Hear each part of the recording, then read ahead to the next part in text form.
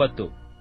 ಯೇಸು ಸಬ್ಬತ್ ದಿನದಲ್ಲಿ ಹುಟ್ಟು ಕುರುಡನಿಗೆ ಕಣ್ಣು ಕೊಟ್ಟದ್ದು. ಫರಿಸಾಯರು ಆ ಕುರುಡನನ್ನು ಬಹಿಷ್ಕರಿಸಿದ್ದು. ಯೇಸು ಹಾದು ಹೋಗುತ್ತಿರುವಾಗ ಒಬ್ಬ ಹುಟ್ಟು ಕುರುಡನನ್ನು ಕಂಡನು. ಆತನ ಶಿಷ್ಯರು, ಗುರುವೇ, ಇವನು ಕುರುಡನಾಗಿ ಹುಟ್ಟಿರುವುದಕ್ಕೆ ಯಾರು ಪಾಪ ಮಾಡಿದರು, ಇವನೋ ಇವನ ತಂದೆ ತಾಯಿಗಳೋ ಎಂದು ಆತನನ್ನು ಕೇಳಿದ್ದಕ್ಕೆ ಯೇಸು, ಇವನೂ ಪಾಪ ಮಾಡಲಿಲ್ಲ, ಇವನ ತಂದೆ ತಾಯಿಗಳೂ ಪಾಪ ಮಾಡಲಿಲ್ಲ. ದೇವರ ಕ್ರಿಯೆಗಳು ಇವನಲ್ಲಿ ತೋರಿ ಬರುವುದಕ್ಕೆ ಇದಾಯಿತು. ನನ್ನನ್ನು ಕಳುಹಿಸಿದಾತನ ಕಾರ್ಯಗಳನ್ನು ನಾವು ಹಗಲಿರುವಾಗಲೇ ನಡೆಸಬೇಕು. ರಾತ್ರಿ ಬರುತ್ತದೆ, ಅದು ಬಂದ ಮೇಲೆ ಯಾರೂ ಕೆಲಸ ಮಾಡಲಾರರು. ನಾನು ಲೋಕದಲ್ಲಿರುವಾಗ ಲೋಕಕ್ಕೆ ಬೆಳಕಾಗಿದ್ದೇನೆ ಅಂದನು.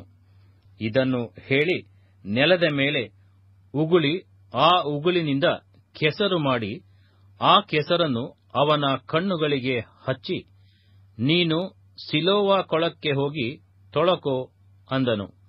ಸಿಲೋವ ಎಂಬ ಮಾತಿಗೆ ಕಳುಹಿಸಲ್ಪಟ್ಟವನು ಎಂದರ್ಥ. ಅವನು ಹೋಗಿ ತೊಳಕೊಂಡು ಕಣ್ಣು ಹೊಂದಿದವನಾಗಿ ಬಂದನು.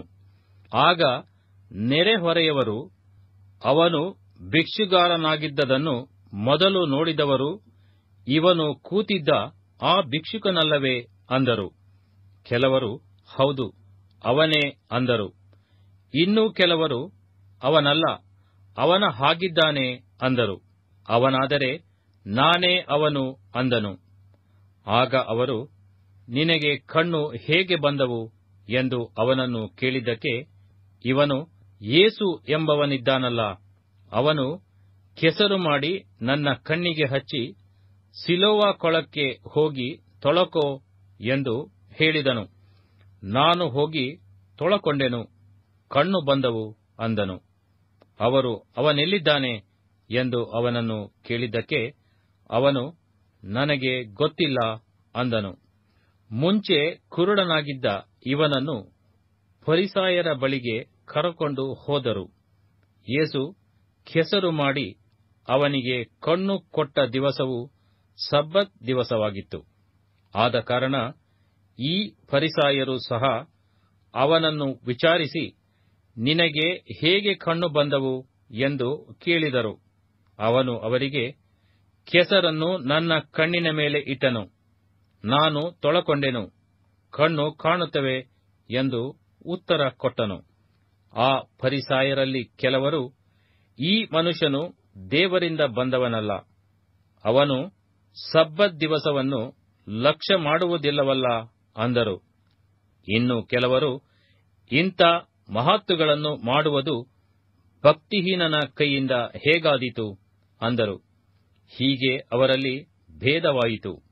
ಹೀಗಿರಲಾಗಿ ಅವರು ತಿರುಗಿ ಆ ಕುರುಡನನ್ನು, ಅವನು ನಿನಗೆ ಕಣ್ಣು ಕೊಟ್ಟದ್ದರಿಂದ ನೀನು ಅವನ ವಿಷಯವಾಗಿ ಏನು ಹೇಳುತ್ತಿ ಎಂದು ಕೇಳಿದಾಗ ಅವನು, ಆತನು ಪ್ರವಾದಿ ಅನ್ನುತ್ತೇನೆ ಎಂದು ಹೇಳಿದನು.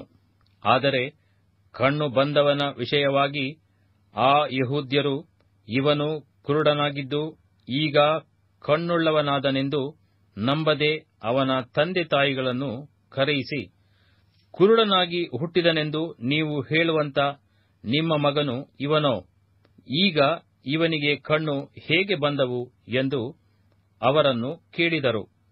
ಅವನ ತಂದೆ ತಾಯಿಗಳು, ಇವನು ನಮ್ಮ ಮಗನೆಂದೂ ಕುರುಡನಾಗಿ ಹುಟ್ಟಿದನೆಂದು ಬಲ್ಲೆವು, ಈಗ ಹೇಗೆ ಕಣ್ಣು ಬಂದವೋ ಅರಿಯೆವು, ಕಣ್ಣು ಕೊಟ್ಟವನು ಯಾರೋ ಅರಿಯೆವು, ಇವನನ್ನೇ ಕೇಳಿರಿ, ಪ್ರಾಯದವನಾಗಿದ್ದಾನಲ್ಲ, ಇವನೇ ತನ್ನ ವಿಷಯವಾಗಿ ಹೇಳುವನು ಎಂದು ಉತ್ತರ ಕೊಟ್ಟರು. ಅವನ ತಂದೆ ತಾಯಿಗಳು ಯೆಹೂದ್ಯರಿಗೆ ಅಂಜಿದ ಕಾರಣ ಈ ಪ್ರಕಾರ ಹೇಳಿದರು.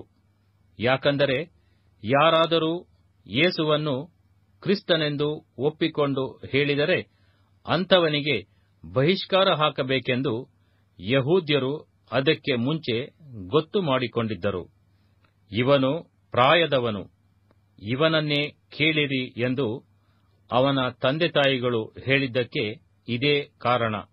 ಆದ ಕಾರಣ ಅವರು ಕುರುಡನಾಗಿದ್ದ ಆ ಮನುಷ್ಯನನ್ನು ಎರಡನೆಯ ಸಾರಿ ಕರೆದು, ನೀನು ದೇವರಿಗೆ ಮಾನ ಬರುವಂತೆ ಹೇಳು. ಆ ಮನುಷ್ಯನು ಭಕ್ತಿಹೀನನೆಂದು ನಾವು ಬಲ್ಲೆವು ಎಂದು ಹೇಳಲು, ಅವನು, ಆತನು ಭಕ್ತಿಹೀನನೋ ಏನೋ ನಾನರಿಯೆ, ಒಂದು ಮಾತ್ರ ಬಲ್ಲೆ, ಕುರುಡನಾಗಿದ್ದೆನು, ಈಗ ಕಣ್ಣು ಕಾಣುತ್ತವೆ ಅಂದನು. ಅವರು ಅವನನ್ನು, ನಿನಗೆ ಏನು ಮಾಡಿದನು? ನಿನಗೆ ಹೇಗೆ ಕಣ್ಣು ಕೊಟ್ಟನು ಎಂದು ಕೇಳಿದ್ದಕ್ಕೆ ಅವನು, ನಿಮಗೆ ಆಗಲೇ ಹೇಳಿದನಲ್ಲ, ನೀವು ಕೇಳಲಿಲ್ಲ, ಯಾಕೆ ತಿರುಗಿ ಕೇಳಬೇಕೆಂದಿದ್ದೀರಿ? ಆತನ ಶಿಷ್ಯರಾಗುವುದಕ್ಕೆ ನಿಮಗೂ ಮನಸ್ಸದೆಯೋ ಅಂದನು. ಅದಕ್ಕೆ ಅವರು ಅವನನ್ನು ಬೈದು, ನೀನು ಆ ಮನುಷ್ಯನ ಶಿಷ್ಯ, ನಾವು ಮೋಶೆಯ ಶಿಷ್ಯರು. ಮೋಶೆಯ ಸಂಗಡ ದೇವರು ಮಾತಾಡಿದನೆಂದು ನಾವು ಬಲ್ಲೆವು, ಆದರೆ ಇವನು ಎಲ್ಲಿಯವನೋ ಅರಿಯೆವು ಅಂದರು. ಅದಕ್ಕೆ ಆ ಮನುಷ್ಯನು, ಆತನು ನನಗೆ ಕಣ್ಣು ಕೊಟ್ಟರೂ ಆತನು ಎಲ್ಲಿಯವನೋ ನಿಮಗೆ ಗೊತ್ತಿಲ್ಲದೆ ಇರುವುದು ಆಶ್ಚರ್ಯವಲ್ಲವೇ? ಭಕ್ತಿಹೀನರ ಪ್ರಾರ್ಥನೆಯನ್ನು ದೇವರು ಕೇಳುವುದಿಲ್ಲ. ಯಾವನು ಭಕ್ತನಾಗಿದ್ದು ಆತನ ಚಿತ್ತದಂತೆ ನಡೆಯುತ್ತಾನೋ ಅವನ ಪ್ರಾರ್ಥನೆಯನ್ನು ಕೇಳುತ್ತಾನೆಂದು ಬಲ್ಲೆವು. ಹುಟ್ಟು ಕುರುಡನಿಗೆ ಯಾರಾದರೂ ಕಣ್ಣು ಕೊಟ್ಟ ಸಂಗತಿಯನ್ನು ಲೋಕಾದಿಯಿಂದ ಒಬ್ಬರೂ ಕೇಳಿದ್ದಿಲ್ಲ. ಈತನು ದೇವರಿಂದ ಬಂದವನಲ್ಲದಿದ್ದರೆ ಏನೂ ಮಾಡಲಾರದೆ ಇರುತ್ತಿದ್ದನು ಅಂದನು. ಈ ಮಾತಿಗೆ ಅವರು, ನೀನು ಕೇವಲ ಪಾಪದಲ್ಲಿ ಹುಟ್ಟಿದವನು, ನಮಗೆ ಉಪದೇಶ ಮಾಡುತ್ತೀಯೋ ಎಂದು ಹೇಳಿ ಅವನನ್ನು ಹೊರಗೆ ಹಾಕಿದರು. ಯೇಸು ಆ ಬಹಿಷ್ಕಾರದವನನ್ನು ಹುಡುಕಿದ್ದು ಒಳ್ಳೆ ಕುರುಬನ ವಿಷಯವಾಗಿಯೂ ಕಳ್ಳ ಕುರುಬರ ವಿಷಯವಾಗಿಯೂ ಉಪಮಾನ ಹೇಳಿದ್ದು.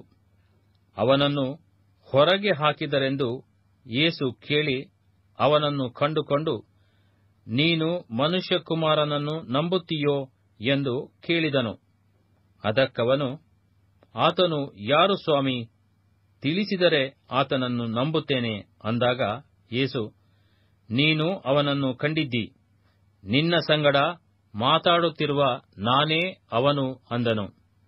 ಅವನು, ನಂಬುತ್ತೇನೆ ಸ್ವಾಮಿ ಎಂದು ಹೇಳಿ ಆತನಿಗೆ ಅಡ್ಡಬಿದ್ದನು. ಆಗ ಯೇಸು, ನಾನು ನ್ಯಾಯ ತೀರ್ಪಿಗಾಗಿ ಈ ಲೋಕಕ್ಕೆ ಬಂದಿದ್ದೇನೆ. ಆ ತೀರ್ಪು ಏನೆಂದರೆ, ಕಣ್ಣಿಲ್ಲದವರಿಗೆ ಕಣ್ಣು ಬರುವುದು, ಕಣ್ಣಿದ್ದವರು ಕುರುಡರಾಗುವರು ಅಂದನು. ಇದನ್ನು ಆತನ ಸಂಗಡ ಇದ್ದ ಫರಿಸಾಯರು ಕೇಳಿ, ನಾವು ಕುರುಡರೇನು ಎಂದು ಕೇಳಿದಾಗ ಯೇಸು ಅವರಿಗೆ, ನೀವು ಕುರುಡರಾಗಿದ್ದರೆ ನಿಮಗೆ ಪಾಪವು ಇರುತ್ತಿರಲಿಲ್ಲ. ನಮಗೆ ಕಣ್ಣು ಕಾಣುತ್ತವೆ ಅನ್ನುತ್ತೀರಾದ್ದರಿಂದ ನಿಮ್ಮ ಪಾಪವು ಉಳಿದದೆ.